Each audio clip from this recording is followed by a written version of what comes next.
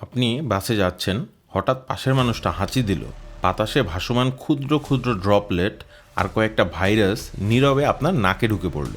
আপনি কিছুই টের পেলেন না, কিন্তু ভেতরে ভেতরে ভাইরাস আপনার কোষ দখল করে নিজেদের সেনা বানাতে শুরু করলো। হঠাৎ একটা কোষ শত্রুকে ধরে ফেলল।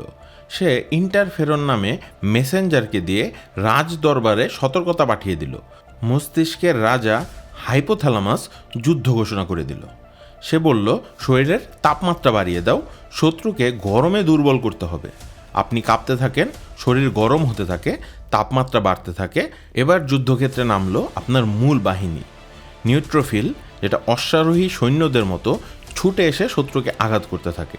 টি কিলার সেল, গুপ্তঘাতক কমান্ডো, সংক্রামিত কোষ খুঁজে খুঁজে ধ্বংস করে।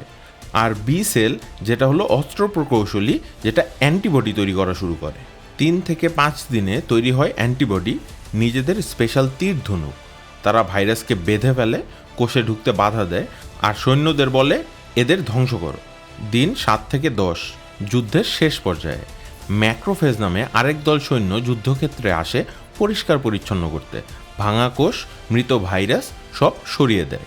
আর আপনার রাজ্যে তৈরি করে মেমোরি সেল, ভবিষ্যতের গোয়েন্দা সেনা।